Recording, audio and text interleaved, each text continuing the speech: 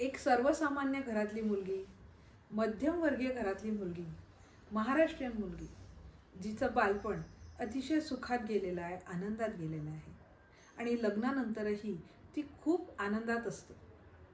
हे सगळं चालू असताना तिच्या आयुष्यात एक खूप मोठा टर्न येतो आणि तिचं आयुष्य 360 डिग्रीनी बदलतं.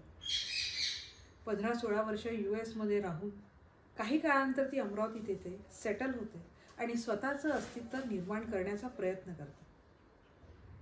हे अस्तित्व निर्माण करत असताना तिथला किती वेगवेगळ्या संकटांना तोंड द्यावे लागले.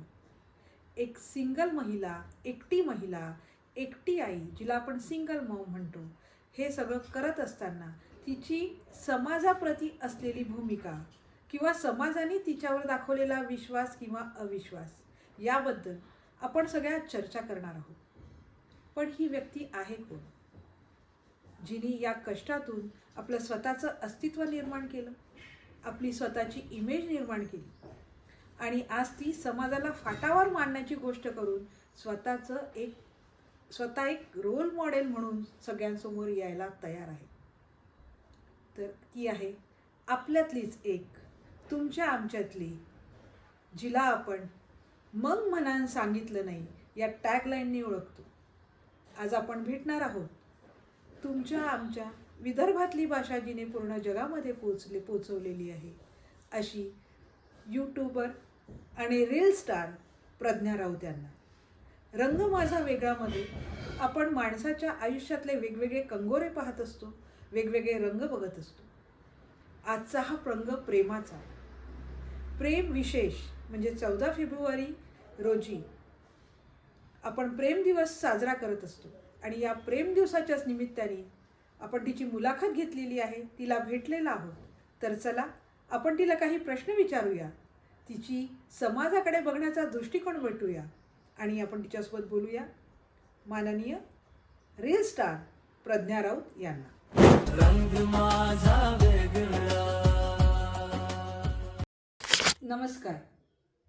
रंग माझा वेगळा या पॉडकास्टमध्ये मी पल्लवी वैद्य आपणा सर्वांचं मनपूर्वक स्वागत करते.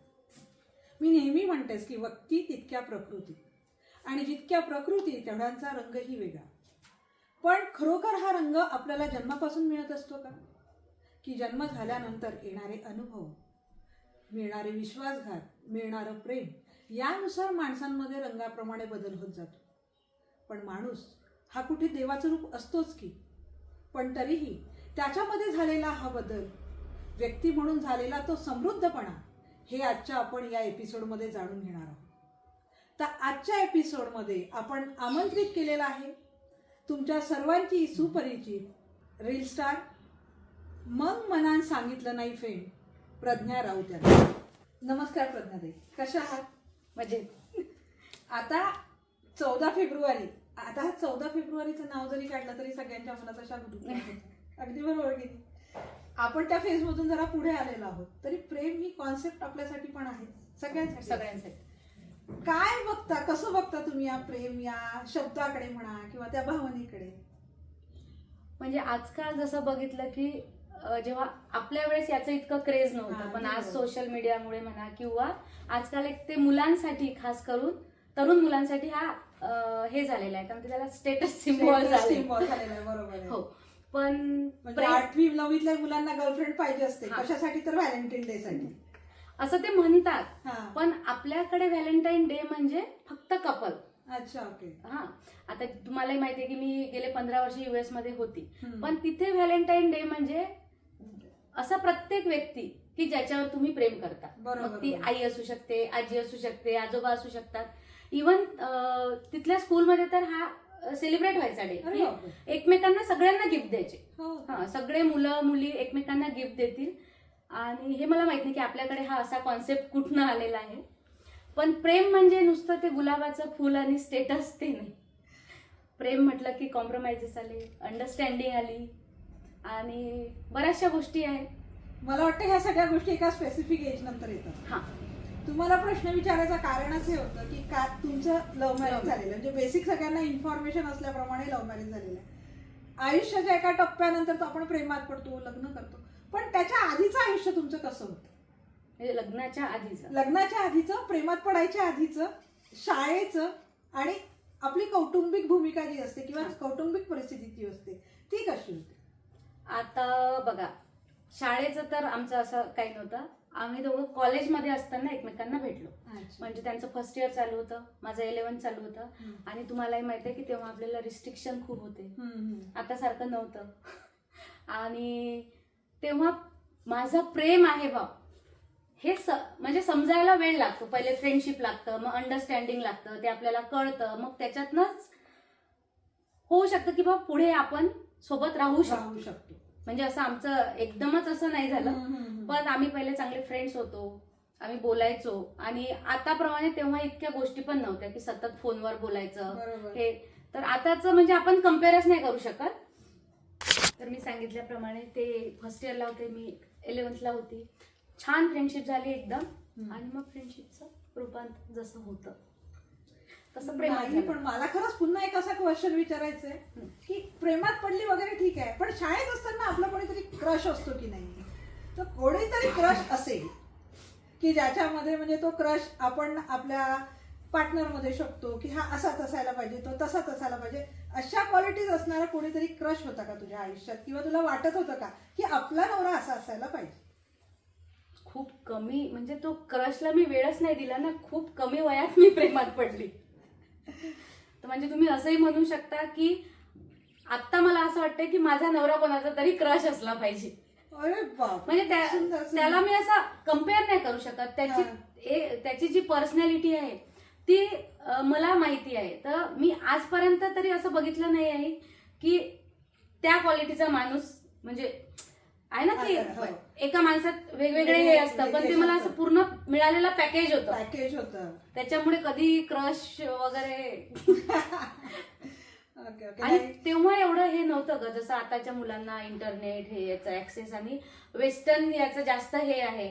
आपल्या वेळेस तेवढं असं वाटतं की आपल्याला एखादी व्यक्ती किंवा एखादं कॅरेक्टर आवडतही असेल तर त्याला क्रश म्हणतात हे पण माहिती नव्हतं, जे आता मुलं म्हणायला लागले. आणि तेव्हा आपण माहिती नव्हतं पण, आणि तेव्हा असं बोलूही शकायचो नाही.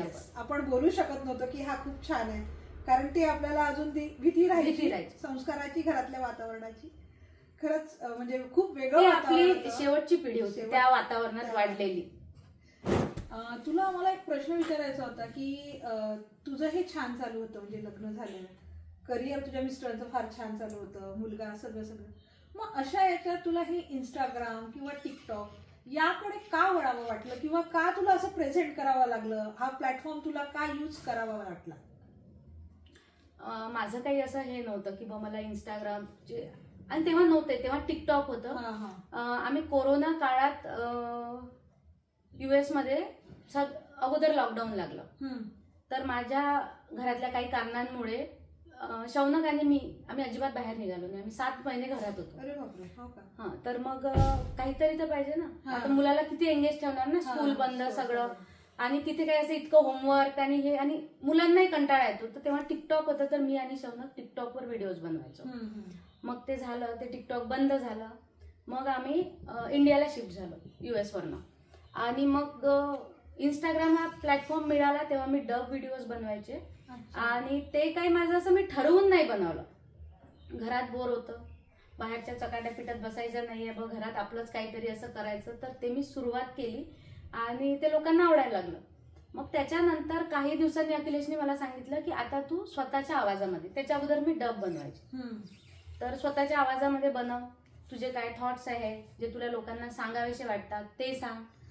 मग मी ते चालू केलं. त्यालाही लोकांनी फार छान रिस्पॉन्स दिला आणि खूप कमी वेळात खूप छान लोक मला आता ओळखायला लागलेले.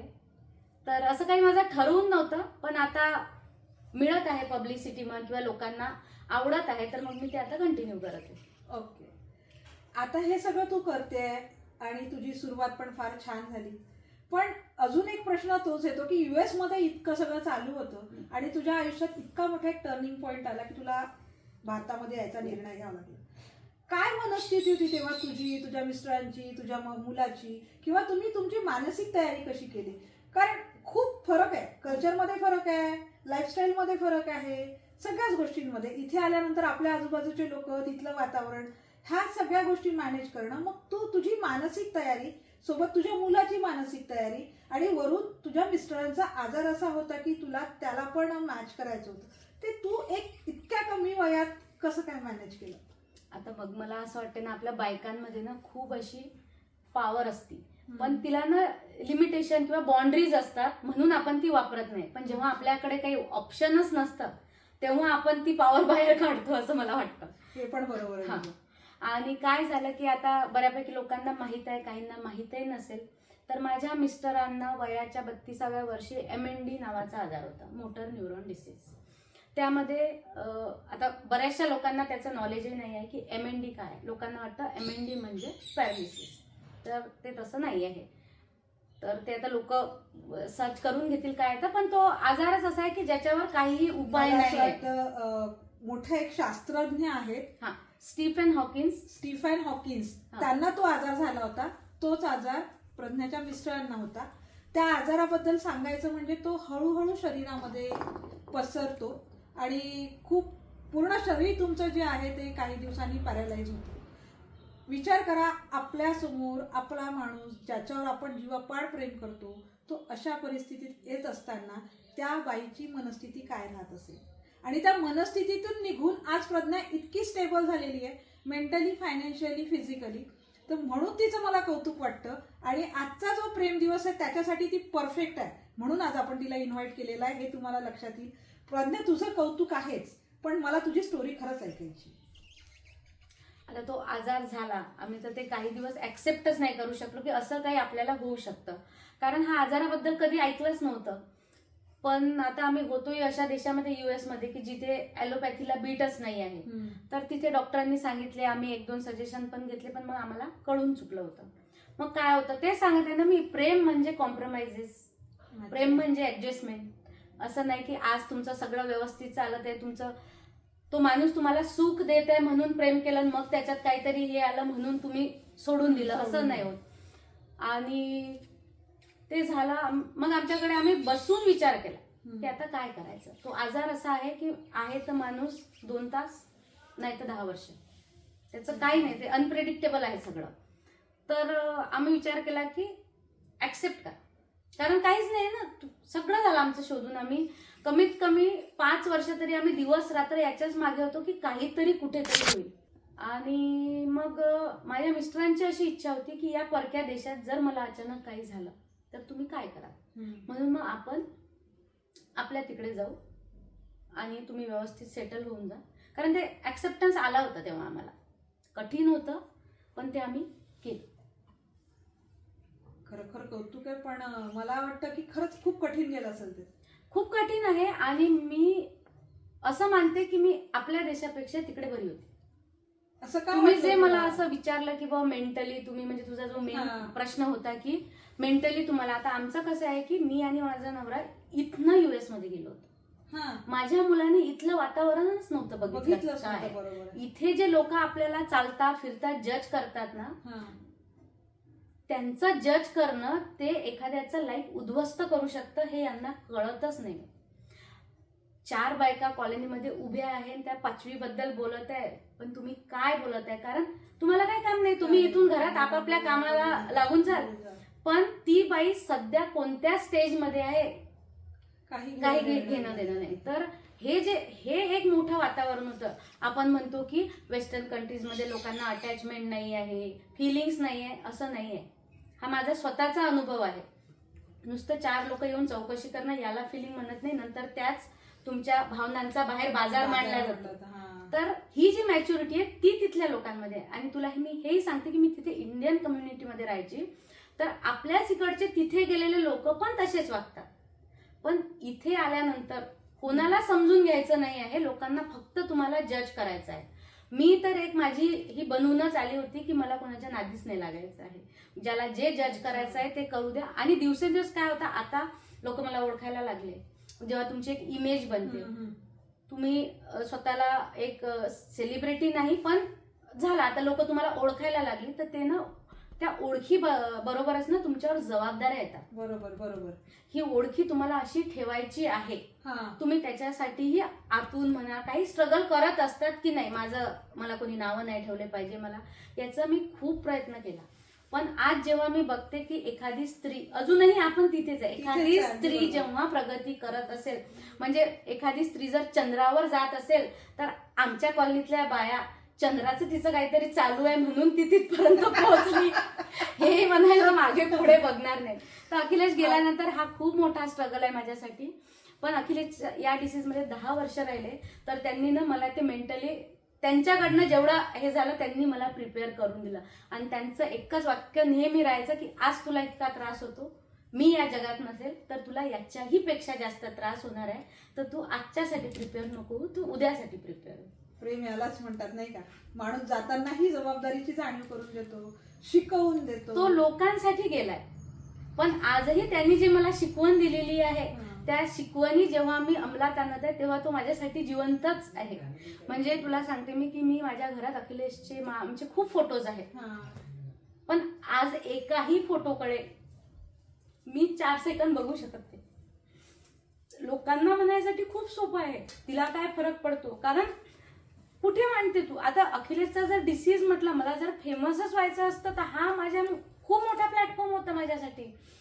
आणि इंडियामध्ये या लोकांना या डिसीज बद्दल माहितच नाहीये, इन्फॉर्मेशनच नाही. तुम्ही आजकाल बघू शकता की कितीतरी बायका आहेत ज्यांनी याच्यामुळेच म्हणतो सिंपती म्हण किंवा पब्लिसिटी म्हण, याच्यामुळे पण घेत आहे आजकाल बाया. पण माझी तेव्हा ती प्रायोरिटीच नव्हती. माझं होतं जितके दिवस आहे तितके दिवस ही माझी प्रायोरिटी आहे. याचं सगळं सांभाळून जे मला करायचं आहे ते जर मी करू शकत असेल तर ठीक, नाही तर माझ्या काही हे नव्हतं. पण मला इथपर्यंत आणण्यातही त्याचा हात आहे, कारण त्याला माहित होतं की मी गेल्यावर ही खाली होणार, हिला कुठे ना कुठे स्वतःला बिझी ठेवावं लागणार. तर हा पूर्ण म्हणजे 10 वर्ष त्याने ना त्याला जे झालंय त्याचं दुःख न मानता मी हिला कसं स्टेबल करू, कारण हा आणि त्याचं हे होतं की ही आनंदी राहील तर ही मुलाला आनंदी ठेवू शकेल. तर होतं. आणि बऱ्यापैकी मी आता माहिती आहे तुम्हाला की एक चांदूर बाजारची मुलगी, तेव्हा आज हे US मध्ये जे हे लोक व्हिडिओज वगैरे टाकतात यांच्यासाठी खूप इझी आहे. आम्ही 2007-2008 मध्ये तेव्हा आम्ही 15 दिवसातनं एकचदा आमच्या आईबाबांशी बोलायचं, कारण तेव्हा डॉलरचा रेट 40 रुपये होता आणि 1 मिनिट बोलला तर आपले 70 रुपये जातात. हाच हिशोब लावत बसला. आताच्या पोरांना हे खूप हे नाही कळणार त्यांना. आणि मेन म्हणजे माझं लग्न पण अखिलेशला जॉब लागल्यावर 1.5 वर्षात झालं. तर त्या पण ऍडजस्टमेंट होत्याच. म्हणजे असं नाही ना की सेटल होता मुलगा पूर्ण, तर ते ऍडजस्टमेंट त्या फेज मध्ये तशा येत गेल्या, तशा आम्ही करत गेलो, एकमेकांना सांभाळत गेलो. त्यालाच प्रेम म्हणतो. मला अजून एक म्हणायचं की माणूस असताना आपण ते जीवापाड प्रेम करतो आणि तो गेल्यानंतर ते प्रेम आपल्याला कुठेतरी सपोर्ट सिस्टीम म्हणून काम करत असतं का? हो, ते आठवतं ना, तू बघ ना, असं प्रत्येक सिच्युएशन मध्ये काहीही झालं तरी 2 मिनिट का मी बसून विचार करते ना की आज जर अखिलेश असता तर त्यांनी मला काय गायडन्स केलं असतं किंवा काय सांगितलं असतं.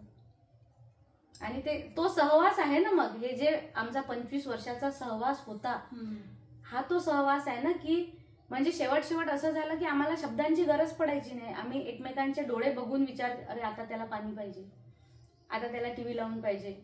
तर तेच, कारण ते हळूहळू बॉडी जेव्हा तुमची डिटोरेट होत जाते तेव्हा ते सगळ्या स्टेजला आणि बऱ्यापैकी झालंय, म्हणजे ते फायनल स्टेज होती. आता ते का झालं त्याचं आजपर्यंतही कारण नाही आहे. आणि लोकांना जज करायला म्हणजे कधी कधी मला ना कीव येते लोकांची. म्हणजे आतापर्यंत मी सांगितलं नव्हतं तर लोकांना असं वाटायचं की माझा नवरा मिलिटरीत आहे म्हणून ही नवऱ्याला दाखवत नाही, हिचा नवरा टाकला असेल. हे लिहितात लोक मेसेज मध्ये की तुमच्या नवऱ्याची तुम्हाला लाज वाटते का. आता या लोकांना त्रास नाही होत काय अशा कमेंट जेव्हा येतात? मला त्रास होते, पण मला कारण माझं नाणं खणखणीत होतं ना. अरे मला असं वाटतंय आज जर माझा नवरा तुम्ही बघितला असता ना तर तुम्ही पायदून पाणी पिले असते. तू बोल ना काही म्हणजे असं तुमचा नवरा टकला आहे का, कोणती बाई असेल ग. म्हणजे आपल्याकडे माहितीये की जो माणूस रोज दारू पिऊन येतो तो बायकोला मारतही असेल तरी त्या बायकोचं प्रेम असतं त्याच्यावर. संसार चालवतेच ना. असं नाही ना आपल्याकडे की तुम्ही असं केलं मग मी सोडून चालली.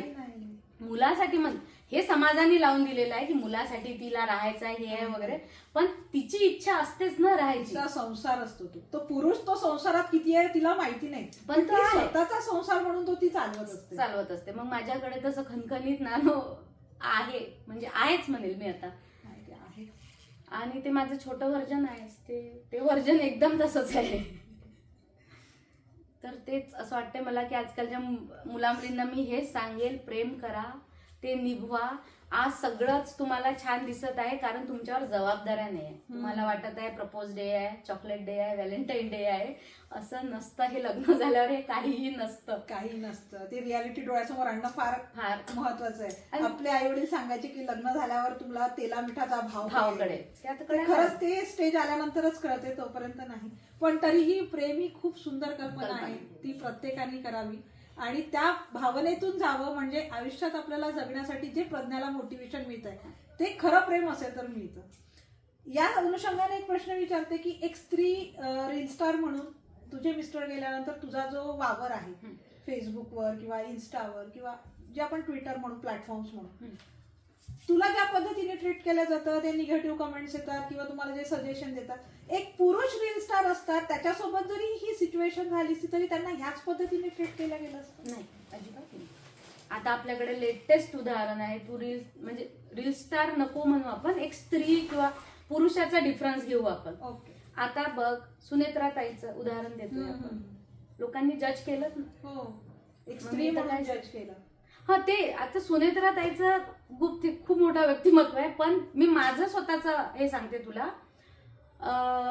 मी पॉलिटिकल प्रमोशन्स करते किंवा आहे माझं एखाद्या पार्टीसोबत नाव आहे, ठीक आहे.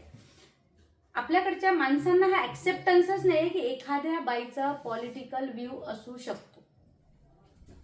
आणि आता ते होत होतं, ते पहिल्यांदा जेव्हा झालं तेव्हा मला त्याचा खूप त्रास झाला. म्हणजे मी सांगू नाही शकत इतक्या लेवलच्या कमेंट. ते तुला एक उदाहरण सांगते की त्या ज्या कमेंट आल्या तेव्हा मी लिटरली रडत होती, मी डिप्रेस होती.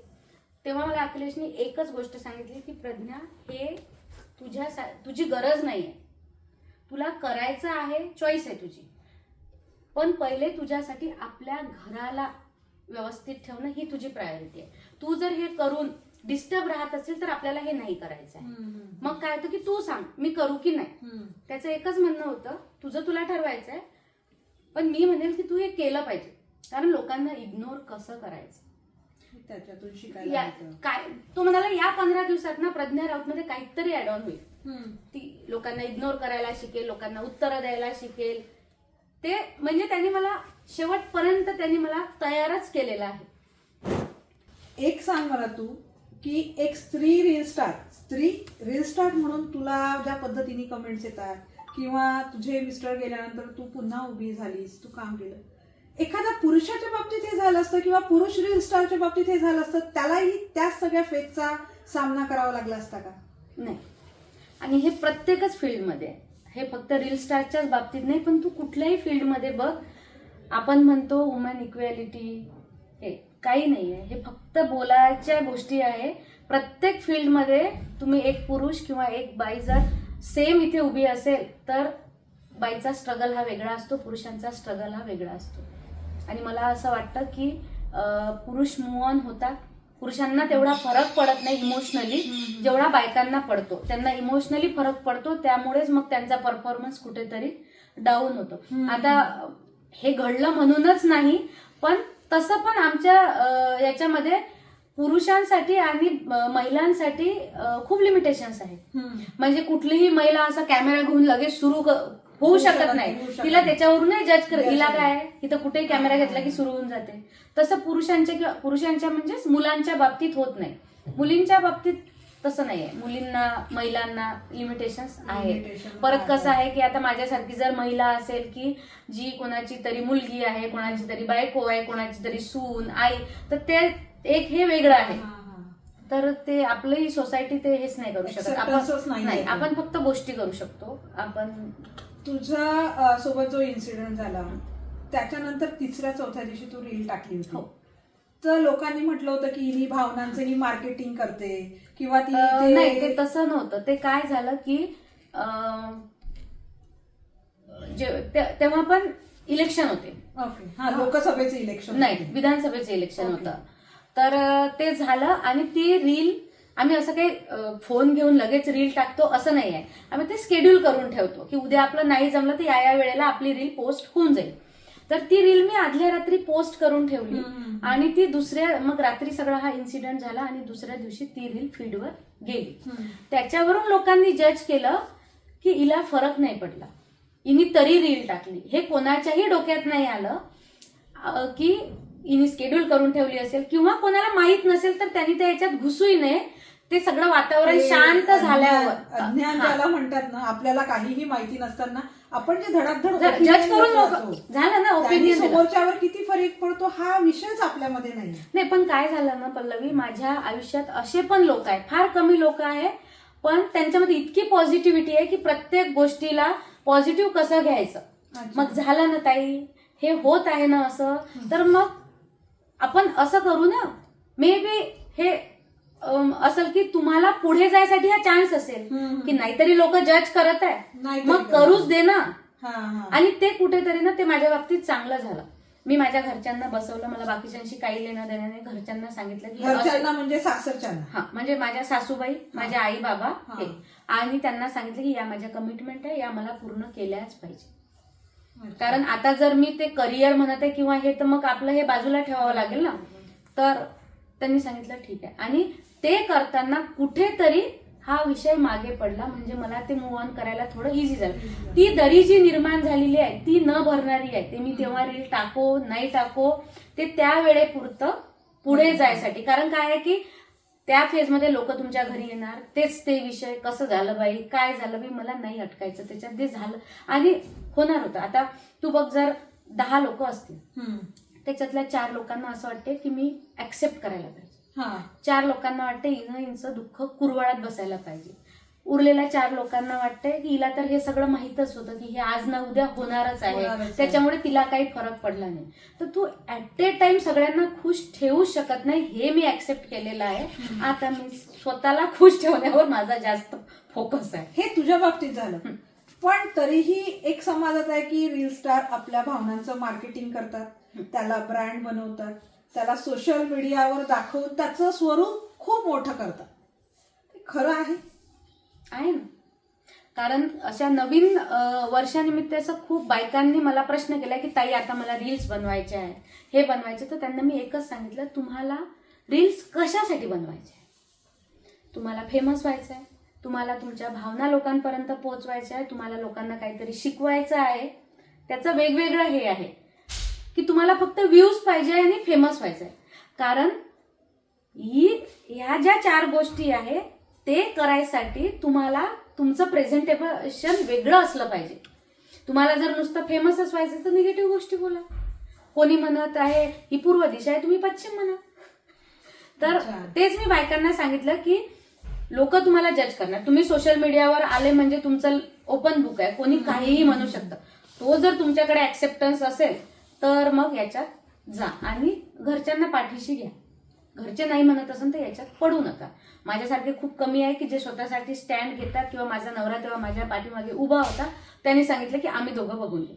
कारण तुलाही माहित आहे म्हणजे माझ्याकडे नाही जमत, हे आलं मला याला की हे काही आपलं काम नाही, सगळं असं होतं, म्हणजे ते वाटून दिलेलं आहे. आता किती आपण पुढे गेलेलो असेल तरी हे काही आपलं काम नाही आहे. पण मग माझ्या नवऱ्याने मी मिळून सांगितलं की तिला ते करायचं आहे, ती तिच्या लिमिटेशन्स बघतील काय आहेत. समाज बदलायला तयार नाही, मला सुरुवात आपण आपल्यापासूनच करायला पाहिजे आणि बदलणारही नाही तो. पण हा फरक ना मला वाटतं समाजाचा आपल्याला पडला, या पुढच्या जनरेशनला हा फरक पडणार नाही. कारण तू बघ ना, आपण कुठलीही गोष्ट करताना आपण नातेवाईक हे सगळं धरून ठेवतो. आजकाल आपले मुलं नाही ठेवत. बरोबर आहे. त्यांना अटॅचमेंट असेल किंवा मुळातच त्यांना त्याचा फरकच पडत नसेल, त्यांचं अपब्रिंगिंग आई वडिलांकडे पाहून तसं झालं असेल. आता जसं आहे की आता पहिले माझ्या शौनकला फरक पडायचा, आता मीच नाही विचार करत, तर मग त्यांनी ते बघितलंच नाही ना की आता माझी आईच विचार करत नाही तर मी कशाला करू. आणि त्या मी या सगळ्यांच्या याच्यात सध्या एकच व्यक्ती असा आहे की ज्याला मी उत्तरं द्यायला बांधील आहे, तो म्हणजे माझा मुलगा. बाकी कोणाला काय म्हणायचं आहे कोणी काय सांगत आहे त्याच्यात अजून तुम्ही तुमच्या मनातलं सांगा आणि गावभर करा, मला काही फरक पडत नाही. आणि तो जो इन्सिडेंट आहे ना त्याच्यामुळे माझ्यात हे झालेलं आहे की लोकांना मी तेव्हा जर सांगत बसली असते की मी असं केलं ग, हे स्केड्यूलला होती ग, त्यांनी जज केलं ना माझ्याबद्दल, त्यांनी जज करायच्या अगोदर मला विचारलं का, मग ते मला कळलं की लोकांना जे बोलायचं आहे ते बोलणारच आहे, तुम्ही काहीही करा. एखादी स्त्री नाचली, बागडली, तिने एन्जॉय केलं, का समाजाला फरक पडतो? तो तर तिचा पर्सनल व्ह्यू आहे ना, त्याने समाजाचं काहीच नुकसान नाहीये. पण तरीही समाजाला असं का वाटतंय की प्रत्येक वेळेला आपल्या समाजाची घडी बिघडते, हिने असे कपडे घातल्याने हे करते, किंवा ही रील स्टार असूनही ही अशी बिहेव मला काय वाटते, समाजाची घडी बसवण्यापेक्षा पहिले घरातली घडी बसवा. तुमच्या घरातली घडी बसवली अशी प्रत्येकाने जर माझं घर माझी जबाबदारी घेतली, कसं असते घरच्या लोकांना माहित नसते आपली घडी कुठं विस्कटलेली आहे, ते बाजूच्याला माहित असते की याची घडी कुठं विस्कटली. तर ते असं आहे, आता ते समाज बदलणारे नाही, त्याला बदलायच्या फंद्यात आता पडायचे नाही, कारण त्यांनी खूप म्हणजे निगेटिव्हिटी घेतो आपण असं मला वाटतं. या सगळ्या प्रोसेसमध्ये तुझ्यामध्ये काय काय बदल होत गेले? म्हणजे निर्मळ, साधी, अल्लड असलेली धीट झाली. एकच शब्द आहे माझ्यासाठी, धीट. मला आता कोणाचा काहीही फरक पडत नाही, कारण मी इमोशनली, मेंटली इतकी तुटलेली आहे की आता कोणी मला काही तोडूच शकत नाही असं वाटलंय मला. आणि मला हे समजलं की जेव्हा मी स्वतःला आरशात बघते तेव्हा मी माझ्या डोळ्यांमध्ये डोळे घालून बघू शकली पाहिजे, बस. बाकी समाजाचं मला काही. आणि हे माझा नवरा शिकवायचा की प्रज्ञा, तू म्हणतो ना समाज, आपल्याला समाजामध्ये राहावं लागतं, म्हणून आपण समाजाचा विचार केला पाहिजे. आज जर तो असता तर त्यांनी मला हे सांगितलं असतं की काही नाही आहे समाज वगैरे, तू तुझं जग. अच्छा. तर ते मे बी अनुभवावरून तुमचं जसा वेळ जाईल तस तसं ते. तुला असं वाटतं का, अब्बवीत प्रश्न आहे हा, पण तरी आयुष्यात पुन्हा एकदा तू प्रेम करू शकशील? नाही. असं वाटतं का? नाही. चान्स मिळाला? प्रेम नाही. का नाही? आज इतका वेळ गेला, आणखी भरपूर आयुष्य पुढे पडलेलं आहे. पण काय होतं, जेव्हा मी प्रेमात पडलेलं ना, ते एकदम म्हणजे तो एक्सपिरियन्स म्हण, ते वय म्हण, ते काय म्हणतो आपण, त्याच्यामध्ये सेल्फिशनेस ते निर्मळ होतं. आता आपलं त्याच्याचमुळे ते प्युअर होतं. आता कसं आहे, आपलं वय वाढत गेलं, इतके वयात आपल्याला अनुभव आले, कुठेतरी ते निर्मळ नाही राहणार. त्यामध्ये ना गिव्ह अँड टेक किंवा हे असं अंडरस्टँडिंग जास्त वाढली की माणसाचं भावना वगैरे सगळ्याच बदलत जातात. हा. आणि कसं आहे, आता तुम्हाला जास्त नॉलेज आलं ना, कधी कधी सगळ्याच गोष्टीचं जास्त नॉलेज पण हानिकारक असू शकतं. तेव्हा प्रेम तर नाही करू शकत, कारण ते आता कसं होतं ग, आता ते कम्पॅरिझन होतं. तेव्हा आपल्याला कम्पेअर करायला काहीच नव्हतं, आता कम्पॅरिझन होतं. कारण हा प्रश्न विचारण्यामागे एक कारण होतं की अनेकदा मी तुझे जेव्हा रील्स बघते तेव्हा त्याच्यामध्ये कमेंट्स असतात, तुम्ही माझ्याशी लग्न कराल का, असं. म्हणून मी हा प्रश्न विचारला. बरं, आपल्याकडे बेसिक सेन्स नाहीये. कमेंट आणि डीएम यातला फरक लोकांना कळत नाहीये की कमेंट केल्यावर ती 4 लोकांना दिसते, डीएम केल्यावर ती फक्त त्याच व्यक्तीला दिसते. सोशल अंडरस्टँडिंगच नाहीये, ते माहीतच नाहीये की ते सोशल मीडिया म्हण, फोन म्हण, त्याचा वापर कसा करायचा. आता या कमेंटला तुम्ही काय उत्तर देणार? आणि एक समाजाचं हे आहे की जेव्हा एखादी स्त्री एकटी असते तेव्हा तिला मे बी या सेंटेन्सचं काहीतरी हे होऊ शकते, पण अवेलेबल म्हणून एक तिला हे लागून जातो, टॅग लागून जातो. आणि ह्या टॅग लावणारे आपलेच लोक असतात. मला काय वाटतं की समाजाला असं वाटतं की स्त्रीने दुःखातच राहा, बस. समाज तर नंतर आला का, घरच्या लोकांना वाटते की हिने दुःखातच राहिलं पाहिजे, ही बिचारी, हिने माझ्याकडे यावं, हिने मला मदत मागावी. कोणीच हे बघत नाही की आज ती तिच्या पायावर उभी आहे, ती तिचं करत आहे, ती कोणाला हेल्प मागत नाही आहे. आणि इव्हन म्हणजे ती हेल्प मागत नसेल तरी तिच्या पाठीमागे कोणी हे समाज हे करून मोकळा. समाजाला काही लेणं देणं नाही आहे की तिचे काय डील्स आहे. आणि हे इतकं सोपं दिसतं ना, हे इतकं सोपं नाही. एखादा व्यक्ती तुमच्या आयुष्यातून निघून गेल्यानंतर ती एक व्यक्ती पोकळी निर्माण झालेली आहे, त्याच्यानंतर व्यक्तीच नाही जात ना, त्या व्यक्तीसोबत कितीतरी नाती जातात, कितीतरी वेळ जातो, पैसा, सगळं सगळं म्हणजे फॅमिलीची ती चौकट आहे ती कुठेतरी अडखळते. आणि ही बघ, ही मी मेल बद्दल बोलत आहे. हा, मेल गेला, समजा कोणाचा नवरा गेला तर हे प्रॉब्लेम, कोणाची बायको गेली तर 13व्याच्या दिवशी तुम्ही त्याच्या दुसऱ्या लग्नाच्या गोष्टी करत असता. हा आपला समाज आहे. आपण फक्त बायकांच्या याच्याबद्दल बोलू शकतो, पण माना अगर नका मानू, यांना बायका दुःखातच बघणं आवडतं. काय सोडता तुम्ही? माणूस गेला, कोणी गेला, तुम्ही जेवण सोडलेलं आहे, तुम्ही फिरणं सोडलेलं आहे, मग तुम्ही का दुःख? आणि जो गेलेला माणूस आहे ना, त्यालाही असं वाटत होतं की तुम्ही आनंदीच राहावं. तो प्रेम करतो, ज्याने प्रेम केलेलं आहे त्याला हेच वाटेल ना की माझ्यानंतर माझी फॅमिली जी असेल आनंदातच राहिली. आणि हे ना स्पेसिफिक बायकांबद्दल होतं की तो माणूस गेल्यानंतर त्या बाईनी काहीच करू नये. आणि त्या बाईला बायाच जज करतात. बाहेर जर मुलांनी केलं तर चालतं, त्याच्या आई वडिलांनी केलं तर चालतं, सगळ्यांनी केलं, पण त्याच्या बायकोनी मात्र काहीही करू नये. तिने घरात राहावं, तिने फक्त मुलाबाळ. पण नवरा गेल्या म्हणजे बायको गेल्यावर नवऱ्याने तसं राहू नाही, ती अपेक्षा समाज करत नाही. हा समाज आहे. हे आपण आता सगळी चर्चा करतो आहोत, सगळं बोलतो, तर अनेकदा तुझ्या बोलण्यातून अखिलेशचं नाव निघतंय, त्याच्या आठवणी येतात आहे, तुझ्याबद्दलचे अनेक अनुभव आहेत, अनेक गैरसमज आहेत किंवा अनेक मतमतांतरही आहेत. हे सगळं सोडून द्यावं असं कधी वाटत नाही का तुला की शांत आयुष्य जगावं बाबा, नको, राहू द्या, आपलं घर बरं, आपलं लेकरू बरं, आपण बरं, काय या फंदात पडतात, असं कधीच वाटलं नाही का किंवा वाटत नाही? खूपदा वाटतं, पण मग आहे की मी असं काय वेगळं करत आहे. अशा आज कितीतरी स्त्रिया आहेत ज्या या कारणामुळेच ज्यांनी सोडून दिलाय आणि नंतर मग डिप्रेशन, फ्रस्ट्रेशन याला त्यांना सामोरं जावं लागतं.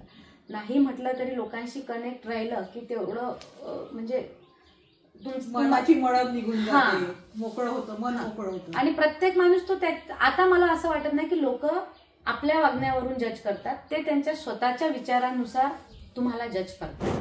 आपण प्रेम करतो, आपण प्रेमात पडतो, आपलं आयुष्य सुरू राहतं, पण प्रेम टिकवण्यासाठी स्पेसिफिकली काय असे प्रयत्न करावे लागतात का की एका काळानुसार ते प्रेम, जसं आता आपण बघतो ह्या नवीन नवीन शिप आलेल्या आहेत, सिच्युएशनशिप, म्हणजे आता मला ते नावं पण नाही माहित, पण हे कानावर पडतं. हे आपल्या वेळेला असं काही नव्हतं, पण हे टिकवण्यासाठी काहीतरी स्पेसिफिक प्रयत्न करावे लागतात की नाही? करावंच लागलं ना. प्रेम टिकवण्यासाठी जे आपल्याला हे करावं लागतं ती म्हणजे कॉम्प्रोमाइजेस म्हण, किंवा मे बी तेव्हा हा कॉम्प्रोमाइज हा शब्द माहित नव्हता आपल्याला, आपण ते केलेलं आहे, पण तेव्हा हे लेबलिंग त्याला नव्हतं. आणि आपली ती शेवटची पिढी होती. आताच्या याच्या पुढच्या पिढीला ना ऑप्शन्स जास्त आहे, नॉलेज जास्त आहे, त्याच्यामुळे आणि कुठल्याही पिढीला प्रेम टिकवण्यासाठी तुम्हाला प्रयत्न करावेच लागतात. तेवढा तो समजूतदारपणाही फार आवश्यक आहे प्रेमामध्ये. आणि मेन म्हणजे कम्युनिकेशन, ते आवश्यक आहे. फालतू कम्युनिकेशन नाही, पण चांगलं कम्युनिकेशन. की मला असं वाटतं की प्रत्येक कपलनी, म्हणजे हे मी लग्न झालेल्या लोकांसाठी बोलते, की एक स्वतःचा असा वेळ दिला पाहिजे एकमेकांना. म्हणजे ठीक आहे, लग्न झालं, मुलं होतात, जबाबदाऱ्या वाढतात, पण त्या जबाबदाऱ्या पेलत असताना एक पहिली घेतलेली जबाबदारी, त्याला मी न्याय देऊ शकत आहे का, हा विचार प्रत्येकाने करावा. आधीची प्रज्ञा, अखिलेश जाण्याच्या आधीची प्रज्ञा आणि आताची प्रज्ञा, काय फरक आहे? खूप फरक आहे. मला असं वाटतं की तेव्हा मी जास्त स्ट्रॉंग होते. अच्छा, तेव्हा स्ट्रॉंग होते. कारण तेव्हा ते एक होतं ना, लोकांचा विठ्ठल उभा असतो, माझा बसलाय होता, पण तेव्हा माझा विठ्ठल होता ना. नवरा पाठीशी असणं म्हणजे काय असतं हे जिच्या पाठीशी नवरा आहे ते तिलाच माहिती असतं. अगदी बरोबर. आता कधी कधी होतं असं वाटतं की सगळं, पण ठीक आहे, होईल, हाही फेस जाईल, वेळ सगळ्या गोष्टींवर आवश्यक असते. खूप चांगली चर्चा होते प्रज्ञा. म्हणजे मी जेव्हा ठरवलं की तुझी मुलाखत घ्यायची आहे किंवा माहिती झालं की मी पॉडकास्टला तुझी मुलाखत घेते, ते मला खूप चांगले रिस्पॉन्स मिळाले की नाही, तिची आपल्याला स्टोरी जाणून घ्यायची आहे, ती गरम आहे किंवा चिडचिडी आहे किंवा खूप सॉफ्ट स्पोकन आहे, मदत करणाऱ्याला खूप मदत करते. पण त्याच्यातच एकीने मला असं म्हटलं, ती सांगावं की नाही सांगावं, पण तरी सांगते, तीच का गं म्हणे तिने तिचे मिस्टर गेल्यानंतर लगेचच तिसऱ्या दिवशी रील बनवली. हे ऐकून ना जरा मी शॉक झाले, कारण ती कुठेतरी स्ट्रॉंग असल्याशिवाय ती काम करू शकत नाही. मग तिचे मिस्टर गेल्यानंतर ती उभं राहायचा प्रयत्न करते, ती स्ट्रॉंगली ते प्रेझेंट करते, याचं माझ्यासारख्या स्त्रियांनी कौतुक करायला पाहिजे. पण ती भूमिका कुठलीच महिला घेताना दिसत नाही. मग मला असं वाटतं की तुम्ही किती शिकलेले आहात, तुम्ही किती समाजात वावरतात, तुम्ही तुमचं लिव्हिंग स्टँडर्ड किती चांगलं आहे, याला काही महत्व उरत नाही जर तुमची मानसिकता त्या पद्धतीची नसेल. आज सुनेत्राताईंनी तिथे शपथ घेतलेली आहे उपमुख्यमंत्री पदाची. त्यांच्या मनात काय कल्लोळ चालू असेल तो एक स्त्री म्हणून आपण समजू शकतो. हा, ही प्रत्येक स्त्री नाही समजणार, पण माझ्यासारखी जी स्त्री आहे जी त्या सिच्युएशन मधनं गेलेली आहे ती ते समजेल. मग आता कोणी मला काय म्हणतं तर हे मी माझ्या वागण्यावरून नाही ठरवत, हे मी समोरच्याच्या वागण्यावरून, तिचा काय लाईफ बद्दलचा एक्सपिरियन्स आहे ती तशी मला जज करणार. जसं आता तुम्ही म्हणाले, जसं सुनेत्राताईंनी आता शपथ घेतली, पण त्यांच्यासाठी जी मी ती रील बनवली होती, मी कुठेतरी त्या जागेवर किंवा त्या सिच्युएशन मधनं मी निघाली होती, म्हणून ती रील बनवायला मला खूप कठीण गेलं. मला म्हणजे सकाळी मी ते सुरू केलं आणि ते माझी रील संध्याकाळी झाली, कारण मला ते सगळं माझं आठवत होतं. आणि मला असं वाटतं की कुठल्याही स्त्रीला कोणाला जज करायचं काही नाही. जर ती स्त्री तिच्या जागेवर असेल तरच तिने समोरचीला जज करावं. तुम्ही मस्त घरी आलेशान 2 टाइम आयतं जेवून मस्त शांततेत झोपत आहे आणि मग एखाद्या स्त्रीला जज करत आहे, तर मी त्या स्त्रीला इतकी व्हॅल्यूच देत नाही. जेव्हा तू माझ्या सिच्युएशन मधनं निघाली असेल किंवा तू उभी असेल तेव्हा तू मला जज कर. आज कितीतरी महिला अशा आहेत ज्या मला डीएम मध्ये असं म्हणतात की ताई आज तुमची ही रील आवडली, ही कुठेतरी असं वाटलं की आम्हाला तुम्ही सपोर्ट करत आहे किंवा, तर ते मला आवडतं, कारण आज त्या स्त्रिया आणि मी एका सिच्युएशन मधनं जात आहे आणि त्या तुला एक रोल मॉडेल म्हणून बघतात आणि मला ते फार महत्वाचं आहे. आणि हेही कुठेतरी मला आता हे कंटिन्यू करायला भाग पाडते, कारण अशा बऱ्याचशे अनुभव आहेत जे मला अशा स्त्रियांपर्यंत पोहोचवायचे आहेत. दिसते लहान, वयाने पण लहान आहे, पण कर्तृत्वाने मोठी आहे. तिचा अनुभव बघता तिने आयुष्यात इतकं सगळं भोगलेलं आहे की त्यातलं फक्त 10% आज आपल्यासमोर आलेला आहे या प्रेम आठवड्याच्या निमित्ताने. शेवटचा जाता जाता तुमच्या आणि आमच्या मनातला एक फक्त शेवटचा प्रश्न, प्रज्ञा, तुझ्या आयुष्यावर जर कधी चित्रपट बनला किंवा तुझ्या लव्ह स्टोरीवर चित्रपट बनला तर त्याला काय नावं देशील किंवा त्याच्यामध्ये कोणी भूमिका करावी असं तुला वाटतं? मला स्वतःलाही भूमिका करायला आवडेल आणि नाव देईल तर ते 25 वर्ष. ते 25 वर्ष आयुष्यातला सगळ्यात सुंदर काळ, बस स्वप्नातला काळ, जो आणखी 75 वर्ष जगायला तुला प्रेरित करतोय. खूप खूप छान, खूप छान वाटलं. सगळ्यात महत्वाचं म्हणजे तुझी ती आयुष्याबद्दलची जी पॉझिटिव्हिटी आहे, तुझी जी समाजाबद्दलची पॉझिटिव्हिटी आहे, तुझ्यासोबत तो कसाही वागला असला, समाज कसाही वागला असला तरी तुझं जे एक्सेप्टन्स आहे ते खरोखरच कौतुकास्पद आहे. एक मैत्रीण म्हणून किंवा आम्ही सगळे जे एक स्त्रीला मदत करणारा जो एक ग्रुप आहे तो म्हणून आम्ही सतत तुझ्यासोबत राहू. पुन्हा मनपूर्वक धन्यवाद. अशीच येत राहा, अशीच मोकळी होत राहा. रंग माझा वेगळ्याच्या टीम कडून पुन्हा एकदा प्रज्ञा राऊतांचा आपण आभार मानूया आणि हा एपिसोड आपण इथेच संपवूया. धन्यवाद.